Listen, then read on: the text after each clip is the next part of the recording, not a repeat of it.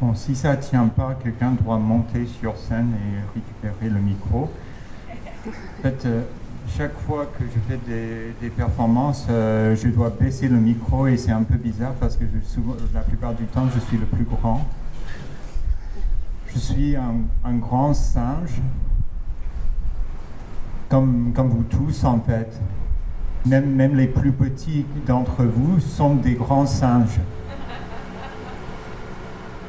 Il y a des petits singes aussi, mais ils ne sont pas dans ce pays. Il y a des petits singes, je crois, en Afrique ou en Asie, je pense, ou je ne sais pas, en Amérique du Sud. Peut-être qu'il y a oui, je pense qu'il y a des petits singes en Amérique du Sud.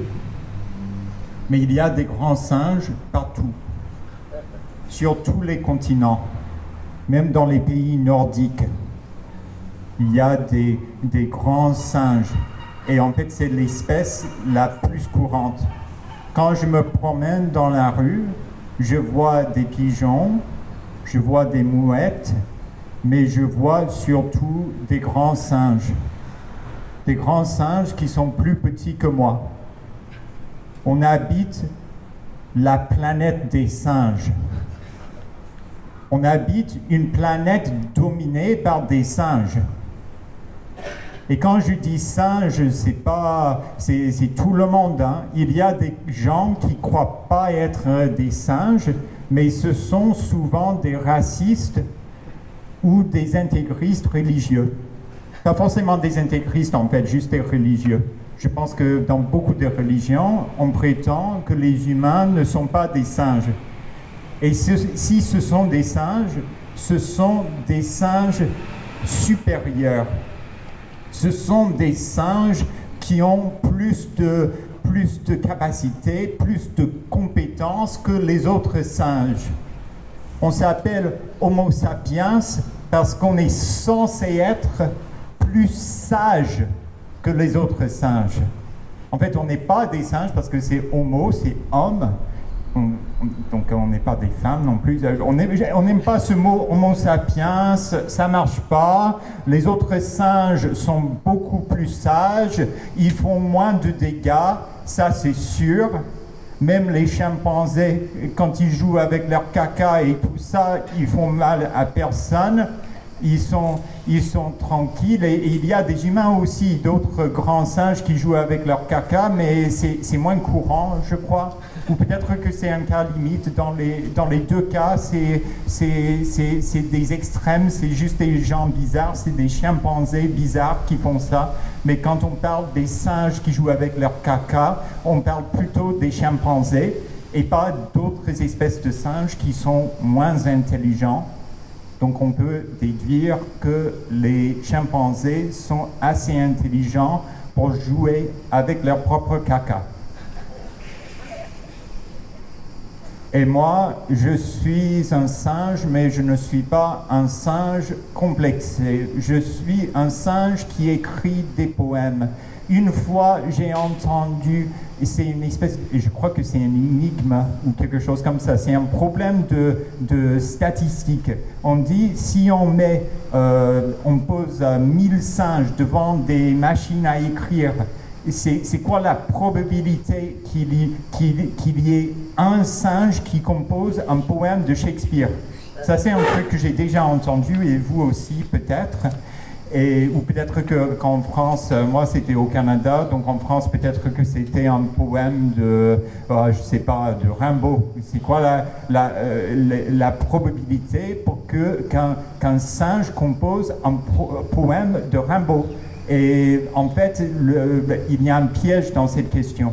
C'est si le singe s'appelle Arthur, il y a plus de chances pour qu'il compose un poème qui ressemble à Rimbaud. Et si son nom de famille c'est Rimbaud, ou si c'est Rambo des films d'action, si c'est Sylvester Stallone, mais lui il parlait pas français, je pense pas qu'il parle français, bon il pourrait faire du Rambo en italien à la limite, c'est assez proche. Mais bon, je disais juste que s'il y a un singe dans le lot qui s'appelle Arthur ou William ou Bill, parce que Bill ça veut dire William, qui l'aurait cru, mais Bill, tous les Bill s'appellent William, comme Bill Clinton, il s'appelle William, c'est pas une blague, c'est vrai. Il est né William et puis il est devenu Bill parce que les lois qu'on passe en anglais, ça se dit Bill en fait, et du coup il s'était dit si je vais passer des lois, c'est plus logique que je m'appelle Bill. Et c'était ses parents qui l'ont dit parce que ses parents voulaient qu'il devienne président. Vous pouvez regarder sur son Wikipédia, vous pourriez demander à ChatGPT.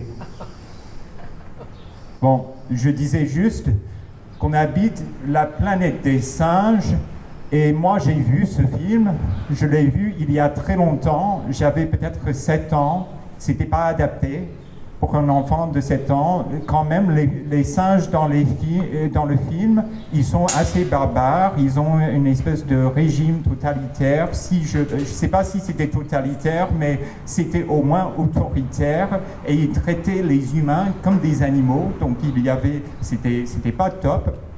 Et depuis, j'ai entendu que ce film-là, il y a un humoriste américain dont j'ai oublié le nom, qui a dit que c'est le film le plus raciste de tous les temps. Et je ne sais pas si c'est vrai, mais je ne vais pas regarder ce film parce que ce mec dont j'ai oublié le nom a dit que c'est raciste.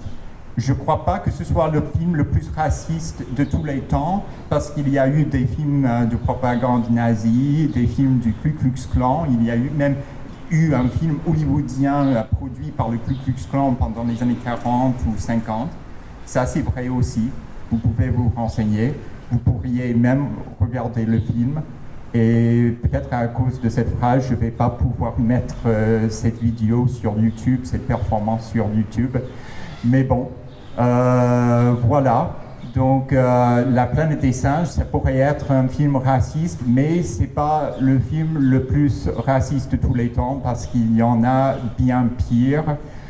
Et il y a peut-être des films qui pourraient être plus dérangeants pour des enfants. C'est un film pour adultes que j'ai regardé quand j'étais enfant, mais c'était pas un film.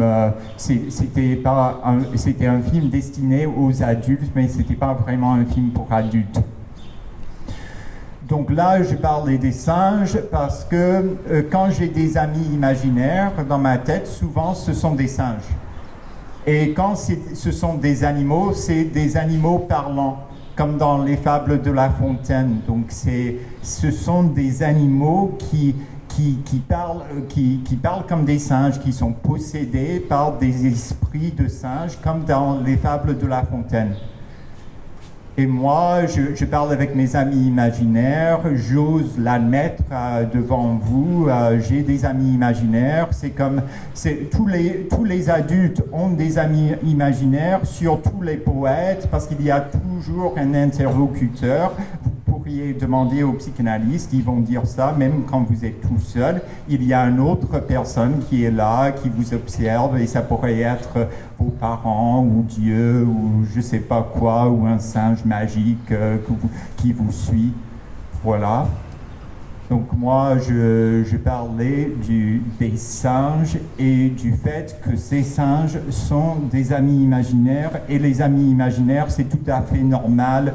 Les gens qui n'ont pas d'amis imaginaires, ce sont des menteurs. C'est comme des gens qui n'ont pas de croyances, parce que tout le monde a des croyances, même les plus cartésiens et logiques d'entre nous. Tous les humains ont des croyances, et ça, c'est ce qu'on raconte dans la sociologie, et c'est pas la peine de le préciser. Mes amis imaginaires sont toujours sympas. Si j'ai des amis imaginaires méchants, je les vire direct. Et si vous avez des amis imaginaires qui ne sont pas fréquentables, vous devriez les virer. C'est pareil avec les vrais amis. Si vous avez des vrais amis, pas des vrais amis, des faux amis du coup, qui sont méchants, il ne faut pas trop les fréquenter. Ça, c'est bien. Si vous avez des amis qui sont des singes, c'est bien aussi, mais c'est mieux d'avoir des relations avec d'autres espèces d'animaux parce qu'elles méritent plus d'attention que les singes. Les singes sont trop médiatisés. Quand on regarde un film, ça parle tout le temps des singes, ça parle tout le temps des représentations d'amis imaginaires, ça parle tout le temps de vous-même, de vos propres projection. Quand vous écoutez des poèmes, vous vous projetez sur le poème et quand vous faites des expériences scientifiques, vous vous projetez aussi. Vous avez le biais de confirmation, vous cherchez la réponse, vous cherchez une réponse tout le temps là où il n'y en a pas, vous cherchez le sens de la vie. La plupart des singes pensent que la vie a un sens, la plupart des singes mangent des bananes. Moi, je mange des bananes tous les matins, c'est pas bien écolo, je pense. Ça vient de loin. Maintenant qu'il y a des singes sur tous les continents, il faut transporter des bananes partout sur Terre, même dans les pays nordiques, même aux Inuits. Les Inuits doivent manger des bananes. Bon, je vais pas parler des Inuits parce que c'est un peu sensible comme sujet, mais je pense qu'ils n'ont pas trop de bananes là-haut parce que c'est hyper galère.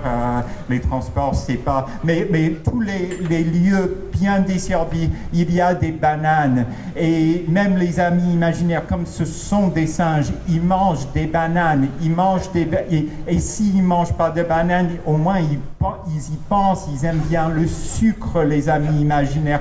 Et si vous n'avez pas d'amis imaginaires, vous pouvez juste consommer plus de sucre ou plus de caféine ou plus d'alcool ou consommer plus de bouffe en général. Vous pouvez juste devenir très gros et comme ça vous êtes coincé dans le même endroit toute la journée et vous avez qu'à parler avec vos amis imaginaires. Vous êtes coincé, donc vous êtes obligé d'être artiste. Vous devenez prisonnier pour vous obliger de vous parler avec vous-même. Vous restez chez vous parce que c'est ça notre problème. C'est le fait que les singes, ils s'agitent tout le temps. Et là, je ne parle pas des chimpanzés, je parle de nous. On est trop agités. Je pense qu'il y avait un singe qui s'appelait Pascal qui a dit que si les humains savaient rester tout seuls chez eux, il n'y aurait pas de problème dans le monde. Et ce Pascal singe, il avait raison.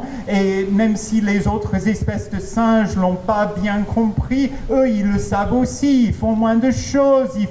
Il n'y a pas de singe architecte, il n'y a pas de singe coiffeur. Les singes, ils se coiffent eux-mêmes avec leurs doigts. Ils enlèvent les poils de leur tête, ou je sais pas ce qu'ils font, mais ils mangent des bananes quand même. Et les singes qui mangent pas de bananes, ils sont bien malheureux. Donc je vous conseille de commander des bananes sur Internet et de détruire la planète comme tous les autres singes, parce que c'est vachement réconfortant de consommer du sucre. C'est vachement réconfortant de consommer de la caféine. C'est vachement réconfortant de regarder des films, même des films comme La planète des singes de l'époque qui sont plus très politiquement corrects. Il faut les regarder, que ce soit pour votre culture générale, parce que la plupart des poètes contemporains, il n'y a personne qui les connaît, donc on ne peut pas dire que ce soit de la culture générale. Mais La planète des singes, si, il paraît que c'était un livre avant de devenir un film, comme la plupart des films.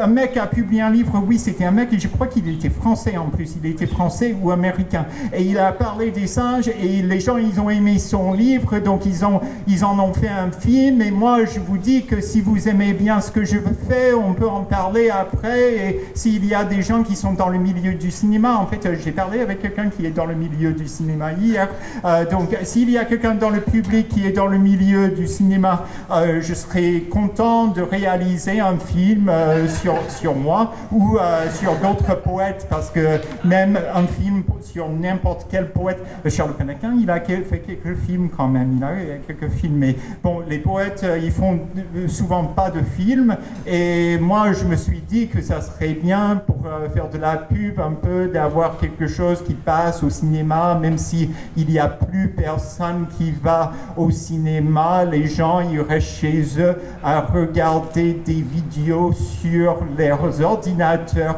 à écouter des méditations guidées pour s'endormir, écouter des méditations guidées pour ne pas penser aux bananes tout le temps, de penser à des chutes d'eau. À des chutes d'eau, il y a un bruit de chute d'eau et puis vous avez envie d'aller aux toilettes, vous écoutez ça et puis vous avez envie d'aller aux toilettes, mais après ça vous apaise, ça fait nature, vous vous sentez comme si vous êtes dans la nature devant votre ordinateur, vous faites de la pleine conscience, vous êtes pleinement conscient de ne pas être dans la nature, vous êtes pleinement conscient de ne pas être devant votre ordinateur. À l'époque, il y avait, avant la méditation, il y avait la médiation, on faisait de la médiation en entreprise, on faisait en sorte de faire dialoguer les gens, et maintenant les gens ils font de la méditation, parce que si vous êtes face à un connard, c'est mieux de pleinement accepter que c'est un connard. C'est bien d'accepter que vous y pouvez rien, que il va pas changer. Donc on fait de la méditation, on accepte tout, on dit qu'il y a des atrocités, on dit que ma banane ça vient de l'autre côté de la terre et ça m'embête pas autant que ça, parce qu'au moins je suis conscient, je suis engagé, j'agis pas pour la planète parce que j'obéis plus à mes instincts de singe, mais bon, j'ai ma banane, je suis content, je suis pleinement conscient d'être content, je fais de la médiation entre moi-même et l'univers, je remercie l'univers d'avoir créé la banane et d'avoir créé le sourire et d'avoir créé le rire, et moi je suis content de rigoler avec ma banane, mais je vais pas jouer avec mon caca pour autant.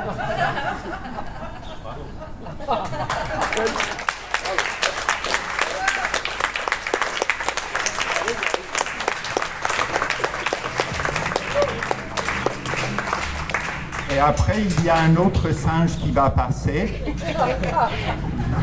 Désolé, Annabelle. Désolé. Mais après, dans les festivals de poésie, il n'y a que des singes. Donc voilà, on n'y peut rien. J'aimerais bien qu'il y ait des chiens dans le lot. Des chiens ou des chats. Les chats sont plus difficiles à encadrer. Allez.